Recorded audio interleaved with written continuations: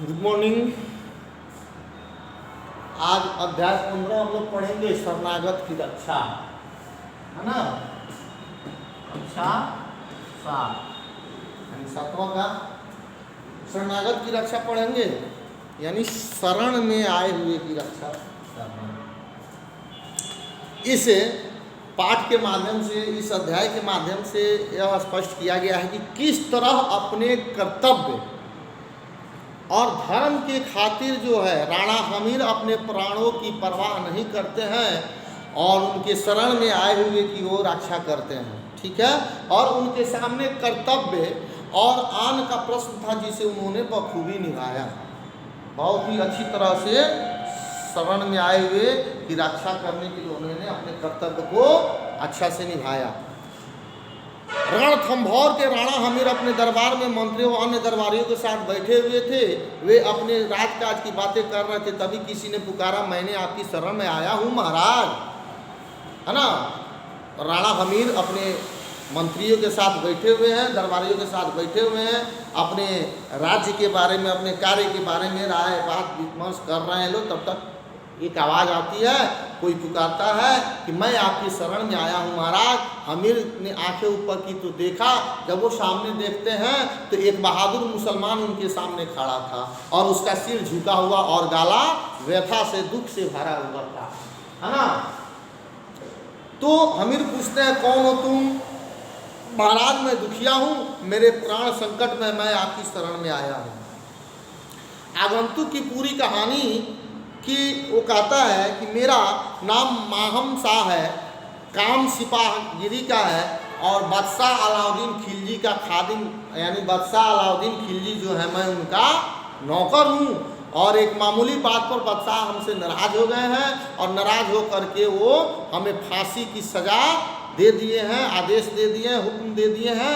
वे घड़ियाँ नज़दीक थी जब फांसी का फंदा हम दम घोंट देते और मेरी लाश को चील और कुत्तों के सामने, चाहे कुत्तों के लिए फेंक दिया जाता, है ना।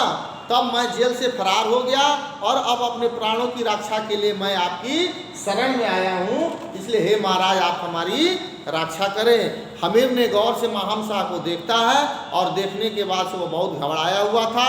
हमीर ने गंभीरता से पूछा, दिल्ली और रणथंभौर के बीच तो राजपूतों की कई राज्य है, जब तुम दिल्ली से और यहाँ तक आए हो तो इसके बीच में बहुत सारे राजपूतानों का राज्य है, उसमें क्यों नहीं गया? तो कहता है कि मैं सभी के पास गया था, मैं सभी के दरवाजे पर गया, सभी ने सहानुभूति दिखाई, लेकिन कोई मुझे शरण नहीं दिया। किसी को भी हिम्मत नहीं हुई कि दिल्ली के बादशाह अलाउद्दीन खिलजी के, है ना, से विद्रोह पैदा करे।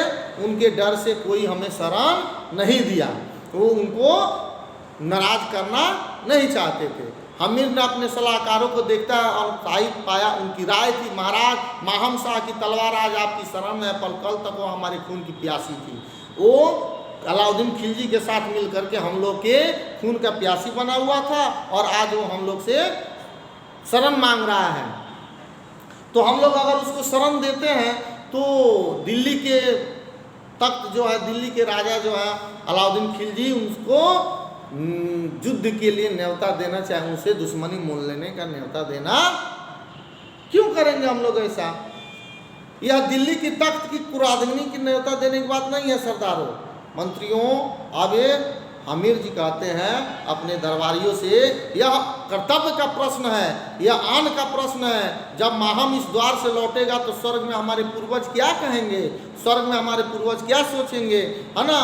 जो वो साजबाज के सेजों पे सोए होंगे तो वहाँ कांटों सा चुभन महसूस होगा। हमीर ने आवेश में पूछा, सरदारों ने कहा, क्षमा करें महाराज, आपकी बात परम पवित्र है, पर कर्तव्य की भी एक सीमा होती है, किसी भी चीज़ की एक सीमा होती है ना। कर्तव्य की सीमा खड़क कर हमीर ने पूछा, कर्तव्य की सीमा है धर्म और धर्म की सीमा नहीं है कर्तव्य पालन।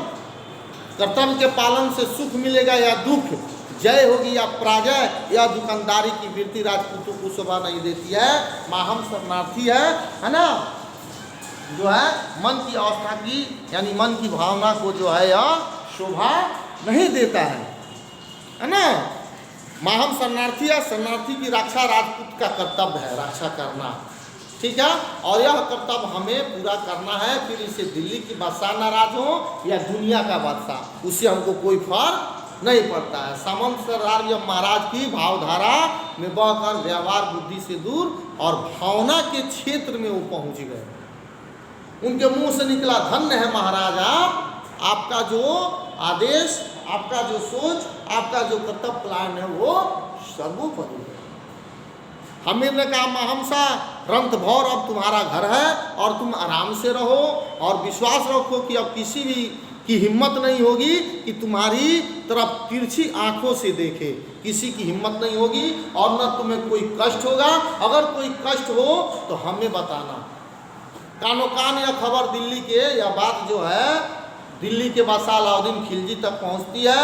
और जब वो इस बात को सुनता है कि हमीर जो है ना, हमारे भगौड़ा को जो है शरण दिया है, तो उस पर क्रोधित हो जाता है ना, तमतमा उठते हैं। अलाउद्दीन ने हमीर को एक संदेश भेजता है ना, कि क्या तुम नहीं जानते हमीर, माहम शाह मेरा कैदी है ना, तुमने माहम को अपनी छत दी और खैर मैं भूलों को माफ़ करना जानता हूँ, गलती से रख लिया तो मैं माफ़ कर दूंगा है ना, तुम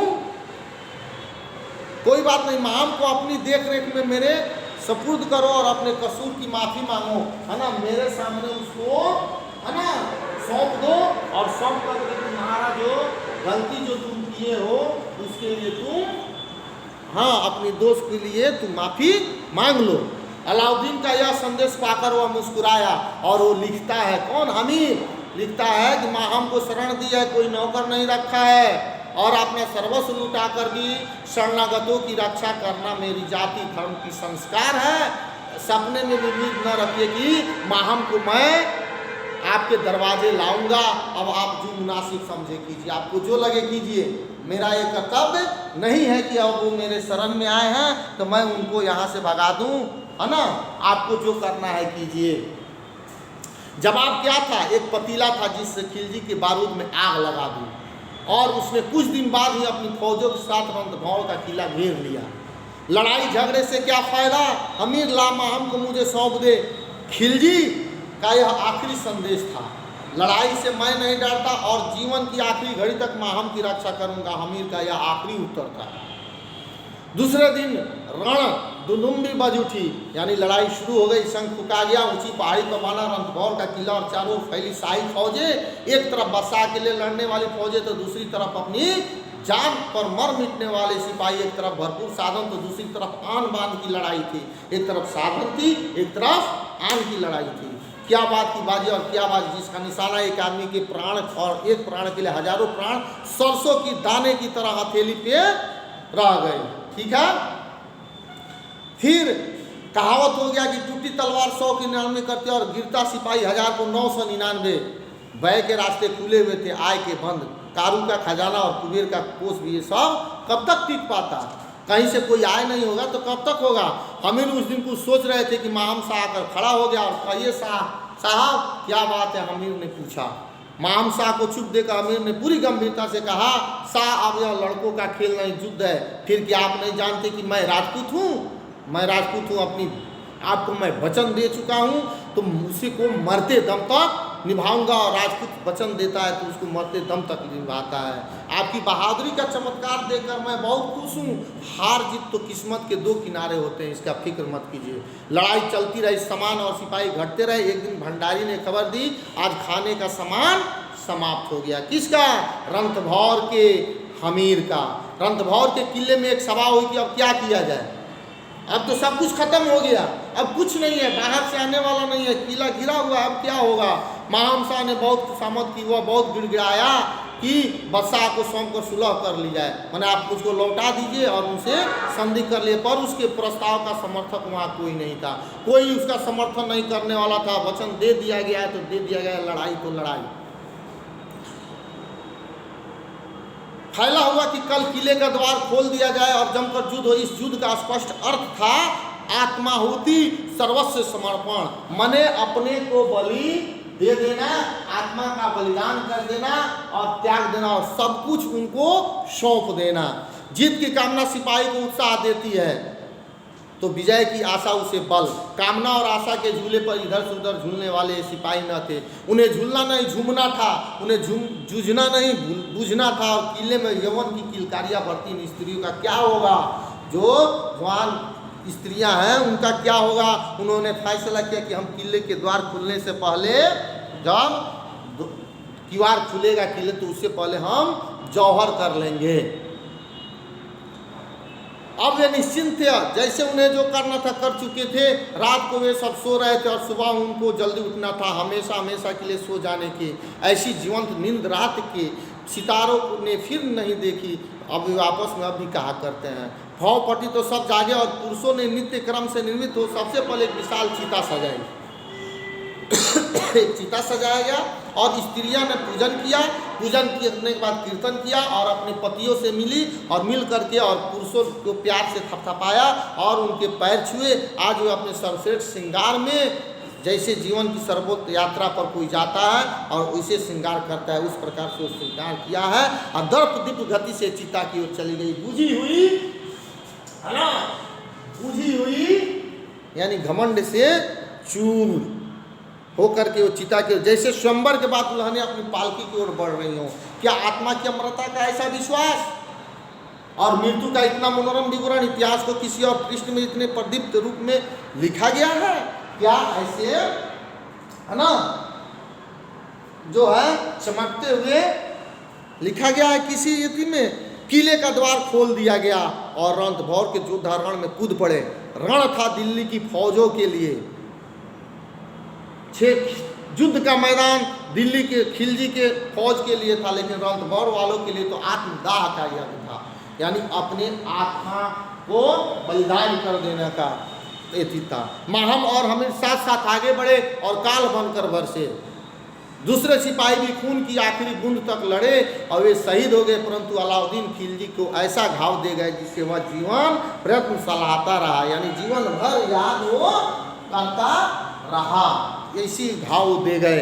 रणथंभौर की ये शहादतें, बलिदान, कुर्बानियाँ वीरता के इतिहास में अपना जोड़ नहीं रखती और आज सदियों बाद भी उनसे अगरबत्तियों सी जीवन के सौरभ की भीनी एवं प्रेरक सुगंध आ रही है, खुशबू आ रही है ना। एक प्राण के लिए लाखों करोड़ों हजारों माँ बहनें जो है अपनी गोदें, अपनी मांगे सुनी कर दी एक के लिए। तो ये राजपूतानों का वचन था कि हम उनकी रक्षा करेंगे, तो शरणागत की रक्षा करना उनका धर्म था। आप लोग इस पाठ को पढ़ लेंगे, इसमें जो समझ में नहीं आए उसको पूछ लेंगे, उसके बाद से ये कठिन सब अपने नोटबुक में नोट कर लेंगे। ठीक है, धन्यवाद।